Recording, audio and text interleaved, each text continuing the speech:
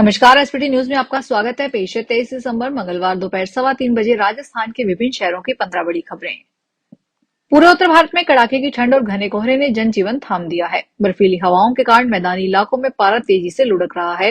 वहीं पहाड़ों पर कुदरत का रौद्र रूप देखने को मिल रहा है। मौसम विभाग ने आने वाले दिनों के लिए गंभीर चेतावनी जारी की है। पहाड़ी राज्यों में मौसम विभाग ने खतरे की घंटी बजा दी है। अगले 24 घंटों में जम्मू कश्मीर, लद्दाख और पूर्वोत्तर हिमाचल प्रदेश के ऊंचे इलाकों में भारी बारिश और बर्फबारी की संभावना है। ऊंचे पहाड़ों पर बर्फीले तूफान का अलर्ट है। इस दौरान 50 से 60 किलोमीटर प्रति घंटे की रफ्तार से बर्फीली हवाएं चल सकती है।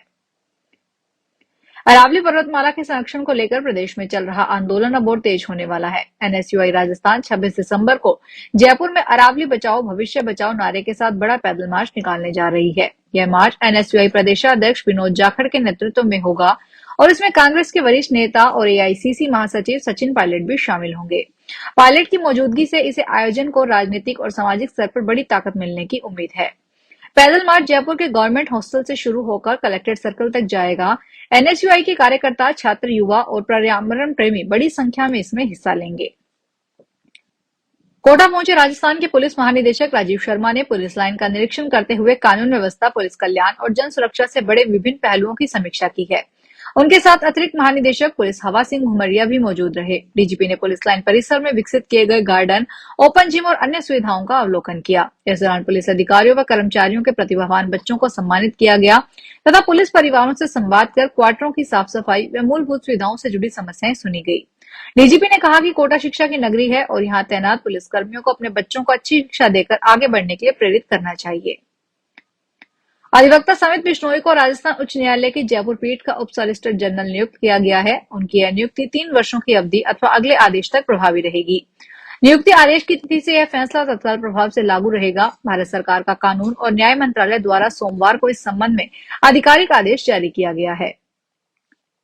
देश भर में मंगलवार को सोने चांदी का भाव अपने ऑल टाइम हाई पर पहुंच गया है। एमसीएक्स पर फरवरी वायदा गोल्ड 1,35,224 रुपए प्रति 10 ग्राम और सिल्वर 2,13,412 रुपए प्रति किलोग्राम हो गया है।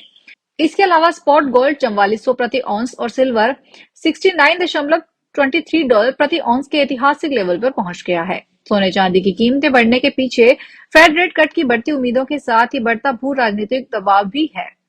ऐसी स्थिति में न केवल फिजिकल गोल्ड सिल्वर की खरीदारी बढ़ी है, बल्कि गोल्ड सिल्वर ईटीएफ की खरीदारी भी बढ़ गई है। कोटा के रामगंज मंडी में बाढ़ चुनाव को लेकर वकीलों के 2 पक्ष उपखंड कार्यालय परिसर में आपस में भिड़ गए। हाथापाई हुई, एक दूसरे के थप्पड़ जड़ दिए गए। मौके पर मौजूद वकील व पुलिसकर्मियों ने बीच बचाव किया, जिसके बाद दोनों ही पक्षों ने एक दूसरे के खिलाफ थाने में शिकायत दी। पुलिस ने दोनों को मेडिकल करवाया है। सोमवार को हुई इस घटना का वीडियो सोशल मीडिया पर वायरल हो रहा है। झगड़ा वकील अजय गुप्ता और चंदन गुप्ता के बीच हुआ। एडवोकेट अजय मीना ने बताया कि रामगंज मंडी बार के 12 दिसंबर को चुनाव होने वाले थे, लेकिन बार एसोसिएशन के अध्यक्ष रहे चंदन गुप्ता इसके लिए राजी नहीं थे। उनकी इच्छा आगामी 4-5 वर्षों तक बार एसोसिएशन का अध्यक्ष बने रहने की थी। दौसा शहर की एक व्यापारी फर्म से ट्रांसपोर्टेशन के बहाने ट्रक में बाजरा भरकर गुजरात जाने के बजाय फरार हुए 2 आरोपियों को पुलिस थाना कोतवाली व साइबर सेल दौसा की संयुक्त टीम ने कोतपुतली में दबोच लिया। साथ ही बाजरे से भरे ट्रक को भी बरामद कर लिया।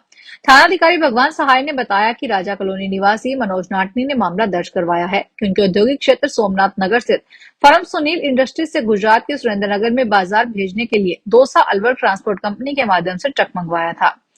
ट्रक में 700 कट्टे 30 किलो व 280 कट्टे 50 किलो की पैकिंग सहित करीब 350 क्विंटल माल लोड किया गया। खाटू श्याम जी में स्थित बाबा श्याम का पावन दरबार सोमवार रात 9:30 बजे बंद कर दिया गया। 19 घंटे के लिए पट बंद किए गए हैं, जो आज शाम 5 बजे फिर खुलेंगे। मंदिर प्रबंधन द्वारा यह निर्णय बाबा श्याम की विशेष सेवा पूजा और तिलक श्रृंगार के आयोजन के कारण लिया गया। इस दौरान मंदिर के कपाट आम भक्तों के दर्शन के लिए पूर्ण रूप से बंद है। श्री श्याम मंदिर कमेटी ने पहले इस संबंध में विशेष सूचना जारी कर दी है, ताकि दूर दराज से आने वाले श्याम भक्तों को किसी प्रकार की असुविधा का सामना न करना पड़े। उदयपुर में पर्यटन को नई ऊंचाइयों तक ले जाने और इतिहास से जुड़े स्थलों को विश्व स्तरीय पहचान दिलाने की दिशा में राजस्थान सरकार ने महाराणा प्रताप पर्यटन सर्किट के प्रथम चरण को हरी झंडी दी है। इस चरण में 175 करोड़ रुपए से विभिन्न विकास कार्य करवाए जाएंगे। योजना के तहत चावंड, हल्दी घाटी, गोगुंदा और दिवेर जैसे ऐतिहासिक स्थलों को एक सर्किट रूप में विकसित करने की योजना को अंतिम रूप दे दिया गया है। पर्यटन सर्किट को भव्य बनाने के लिए एनबीसीसी, इंजीनियर्स इंडिया जैसी केंद्र की प्रतिष्ठित संस्थाएं समन्वय करेगी।